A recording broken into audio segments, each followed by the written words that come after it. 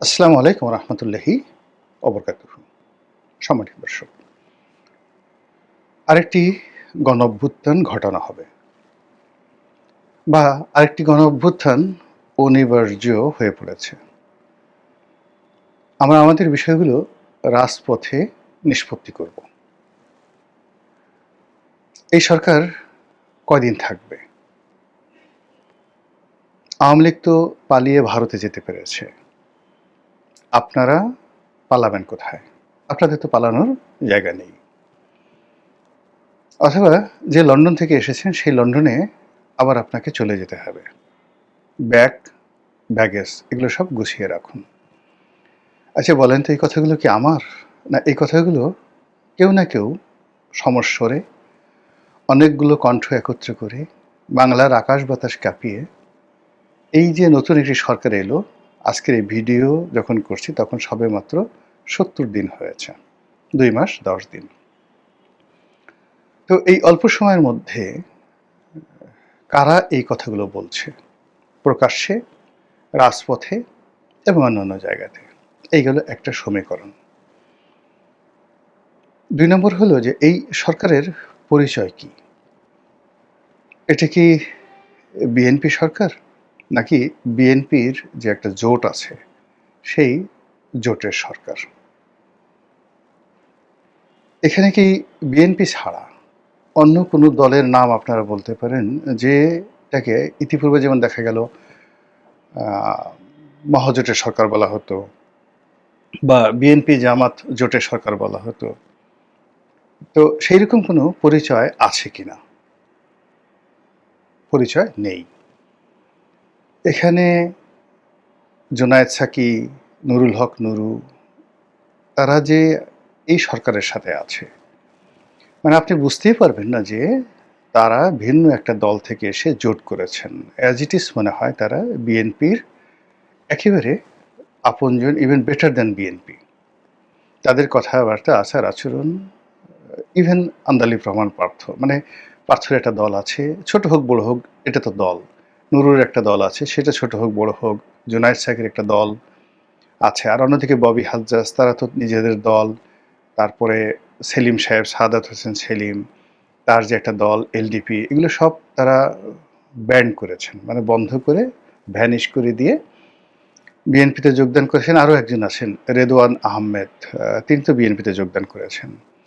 ফলে আসলে এই জোটটি মূলত এখন আর জোট হিসেবে নয়, এটা বিএনপি এবং গং, বিএনপি অ্যান্ড গং, তাদের সমমনা যারা লোক আছেন, আমরা এই কথাগুলো বলে থাকি, যাদের সঙ্গে রক্তের সম্পর্ক, তারপরে একত্রে তারা কাজ করে, জাস্ট অনেকটা গ্যাং হিসেবে নেতিবাচক অর্থে এটা ব্যবহৃত হলেও আইনের ভাষায় এটাকে বলা হয় বিএনপি অ্যান্ড গং। বাদী বা বিবাদী এবং তাদের যারা সঙ্গী সাথী আছেন তাদের মধ্যে যে একটা মহরম দহরম সম্পর্ক, মাখন মাখন সম্পর্ক, এই জিনিসগুলো বোঝানোর জন্য, উষ্ণ উষ্ণ সম্পর্ক, রক্তের সম্পর্ক, এই জিনিসগুলো বোঝানোর জন্য আইনের ভাষায় অমুক অ্যান্ড গং, কাদের অ্যান্ড গং, জাবের অ্যান্ড গং, এরকম জিনিসগুলো বোঝানো হয়। সেই দিক থেকে বিএনপি অ্যান্ড গং এর অর্থ যে বিএনপির সাথে যারা যারা আছে তাদের সবার সঙ্গে একটা জড়োয়া জড়োয়া ভাই, মায়ের পেটের ভাই, স্বামী স্ত্রীর সম্পর্ক, যেগুলো রাজনীতিতে ইতিপূর্বে যখন আপনারা শুনেছেন এরকম একটা ভাব বোঝায়। এবার বিরোধী দলে আসেন। বিরোধী দলের মধ্যে একটা জোট হয়েছে। সেই জোটগুলোর মধ্যে আপনি কাদেরকে কাদেরকে চেনেন? এখানে দুটো জোট, অর্থাৎ সরকারের একটা জোট আর বিরোধী দলের একটা জোট। বিরোধী দলের যে জোট আছে ওটাও কিন্তু সরকারের মতোই। এখানে এনসিপি আছে, জামাত আছে, আর কে কে আছে আমি তাদের নাম জানি না। ১১ দলীয় জোট বলা হচ্ছে, কিন্তু অন্য যে দলগুলো আছে আমি তার নাম একটারও নাম জানি না। কিন্তু এনসিপিকে কি আপনার মনে হয় যে এটি জামাত নয়?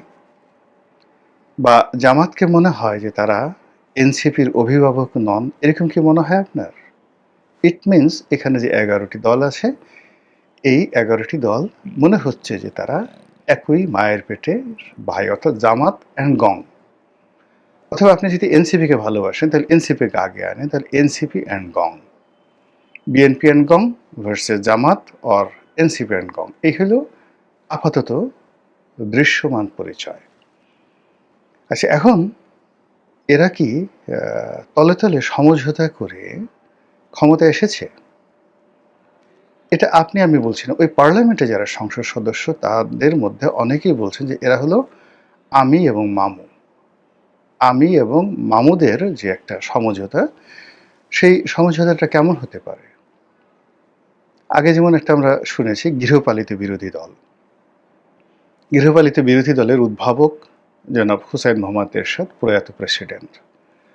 আর এই গৃহপালিত বিরোধী দলের জনক একজন হলো উদ্ভাবক, যিনি আবিষ্কার করেছেন, ইনভেন্টেড, জনাব হুসেইন মোহাম্মদ এরশাদ।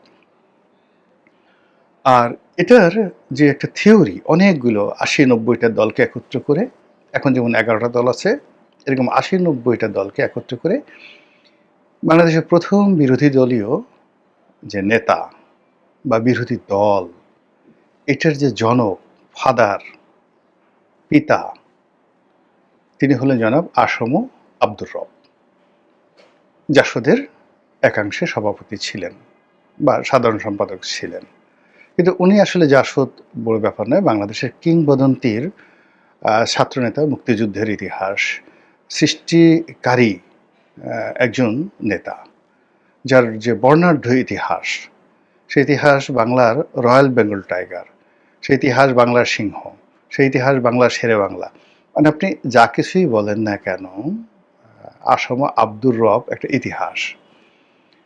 তো সেই ইতিহাসের মহানায়ককে একটা প্যাকেটের মধ্যে ঢুকিয়ে হুসেইন মোহাম্মদ এরশাদ তার গৃহপালিত বিরোধী দলীয় নেতা বানাতে পেরেছিলেন, অথবা নেতা নিজে তিনি তার সেই জঙ্গল ছেড়ে, বাঘের হুঙ্কার ছেড়ে, তিনি সার্কাসের বাঘ, লক্ষণ দাস যে সার্কাস অ্যান্ড কোম্পানি ছিল, সেই সার্কাসের বাঘ হওয়ার জন্য তিনি স্বেচ্ছায় খাঁচায় ঢুকেছেন।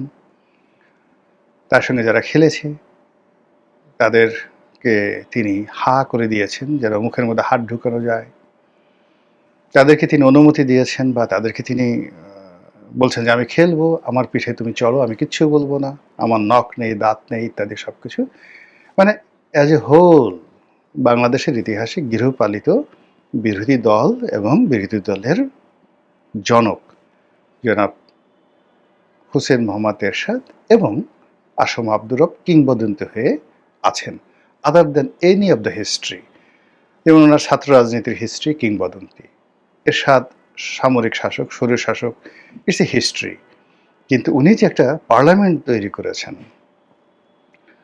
সেই পার্লামেন্টে যে একটা গৃহপালিত বিরোধী দল তৈরি করেছেন, এটা লিজেন্ড হয়ে আছেন। এর কারণ হলো যে আমরা পরবর্তীতে সবাই ওনার এই পদাঙ্ক অনুসরণ করেছেন। সেই অর্থে গৃহপালিত বিরোধী দলের একটা পার্লামেন্ট হয়, সেই পার্লামেন্টের জনক আবার হুসেইন মোহাম্মদ এরশাদ, সংসদীয় রাজনীতির জনক হুসাইন মোহাম্মদ এরশাদ। এবং সেটাকে যারা পরবর্তীতে অনুসরণ করেছেন, তারা আসলে এরশাদকে মানস পিতা, এরশাদকে তাদের ফাদার, সেই হিসাবে তারা স্বীকৃতি দিয়ে এরশাদের অনুসৃত যে বৈজ্ঞানিক পদ্ধতি, সেটা তারা অনুসরণ করেছেন।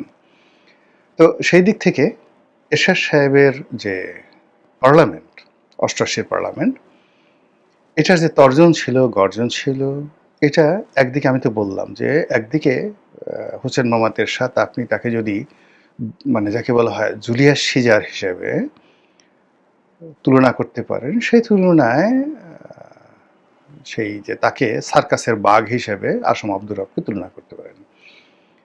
কিন্তু পরবর্তীতে যে 2014 সনের বিনা ভোটে নির্বাচনের মাধ্যমে 14, 18 এবং 16 মানে 24, এই তিনটি যে নির্বাচন, এই তিনটি নির্বাচনে গৃহপালিত বিরোধী দল শুধু একটা ছিল না, এটাকে প্রজনন ঘটিয়ে, এটিকে যাকে বলা হয় আরও এর বংশ বিস্তার করে একাধিক গৃহপালিত বিরোধী দল বানানো হয়েছিল। এবং সেটা জেনাতেন লোক নয়। আপনি চিন্তা করুন, এরশাদ সাহেব তো ছিলেনই, এরশাদ সাহেবের ৩টা গ্রুপ, এরশাদ সাহেব, তার স্ত্রী, তারপরে তার ভাই, এই ৩টা গ্রুপকে ৩টি বিরোধী দলের সাবসেকশন, সেকশন অ্যান্ড সাবসেকশন ধরতে পারেন। এরপর আপনি ধরেন ওয়ার্কার্স পার্টি, সেখানের আবার ২টো সাবসেকশন, একটা হলো ফজল হোসেন বাদশাহ আর একটা হলো রাশেদ খান মেনন। এরপরে ধরুন ইনু সাহেব, হাসানুল হক ইনু, তারও ২টো গ্রুপ, তিনি একটা গ্রুপের নেতৃত্ব দিতেন, আর একটা গ্রুপ সেই ছিলেন মঈনুদ্দিন খান বাদল। এরপরে ওই যে দিলীপ বড়ুয়া, যাকে মন্ত্রী বানানো হয়েছিল, তার একটা দল ছিল। এরকম অসংখ্য, মানে গৃহপালিত, এই গ্রুপ অফ গৃহপালিত বিরোধী দল। শেখ হাসিনা এটাকে এমন একটা জায়গাতে নিয়ে গেছেন, সেই বিরোধী দলের আগে যাকে আমি বাঘ বললাম, বাঘ সার্কাসে হওয়ার জন্য তারা সেই বিরোধী দলের সেই পোশাক পরে শেখ হাসিনার খাঁচায় ঢুকেছে মানুষকে রং তামাশা দেখানোর জন্য। তো এই এরশাদের, আর এটা শেখ হাসিনার জামানাতে এগুলো বাঘ ছিল না, এগুলো সবাই শেখ হাসিনা তাদের সবাইকে বিড়াল বানিয়ে ফেলেছিলেন। এবং এগুলো অনেকটা সেই পার্সিয়ান ক্যাটের মতো। বাংলাদেশের যে বিলাইগুলো রয়েছে, যেগুলোকে আমরা বিড়ালকে বিলাই বলি, দেশি বিড়াল, এগুলোর মোটামুটি দেখেন একটু ফুসফাস করার ইয়েছে, এরা আঁচড় দেয়, এরা আঁচড় দেয় এবং মাঝে মধ্যে অবদ্ধ হয়, তারপর শেষে বিদ্রোহ করে আমাদের দেশের বিড়ালগুলো। কিন্তু আপনি যেগুলো পোষা পার্সিয়ান ক্যাট রয়েছে, এই বিড়ালের বিশাল বাঘের মতো মুখ, সারা শরীর ভরা পশম, এরা শুধু ক্যাট ফুড খায়, এমনকি মিউ মিউ করে না, দেখতে ভালো লাগে। ওই রকমভাবে শেখ হাসিনা তার যে বিরোধী দল, গৃহপালিত বিরোধী দল, তাদেরকে ওইভাবে বানিয়ে ফেলেছেন।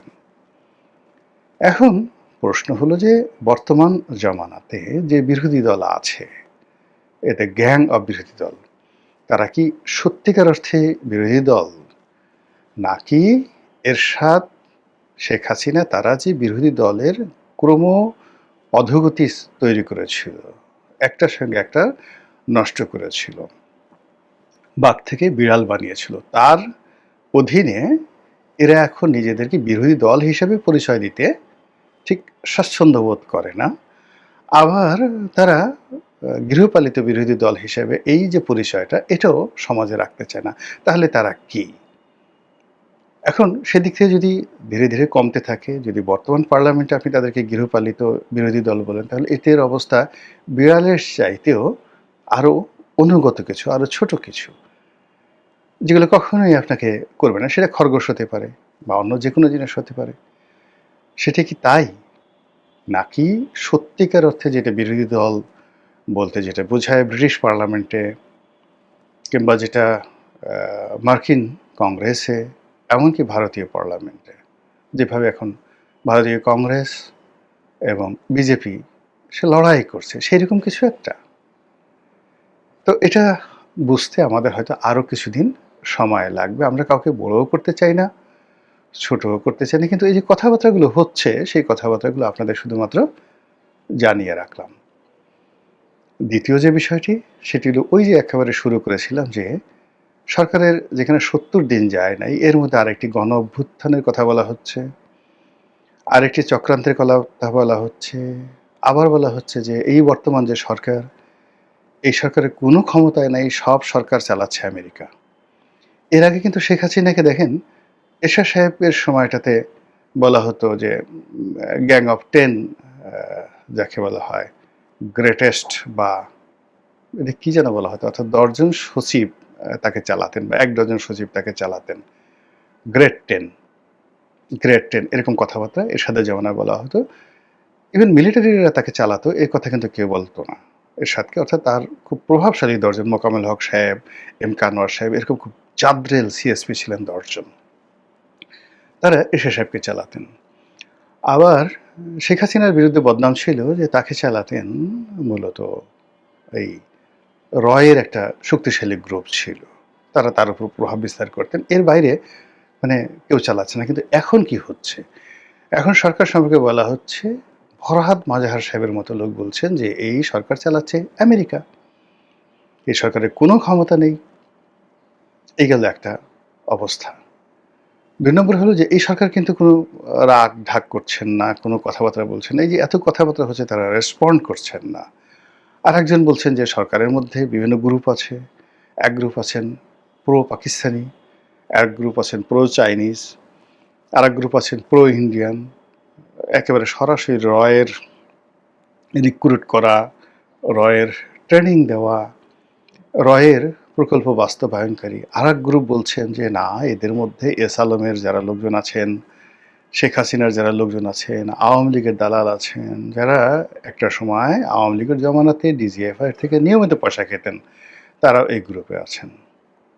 তো এই যে একটা হ্যাপহ্যাজার্ড অবস্থা চলছে, এরই মধ্যে আবার সেই মার্কিন ডিপ স্টেট, আবার ডক্টর ইউনূসের কথা, আবার সেই গণ অভ্যুত্থানের কথা, আবার আরেকটি বিপ্লবের কথা, আবার নতুন বস্ত্রমন্ত্রের কথা, আবার এনসিপির তর্জন গর্জন, সব মিলিয়ে আমাদের যে রাজনীতির আকাশটা পরিষ্কার নয়।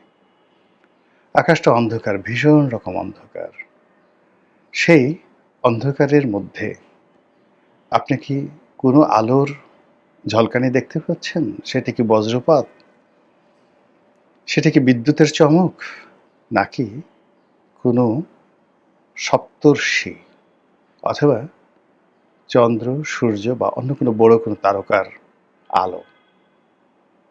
ভবিষ্যৎ সম্পর্কে আল্লাহই জানেন। মহান আল্লাহ আমাদের সবাইকে হেদায়েত দান করুন এবং হেফাজত করুন।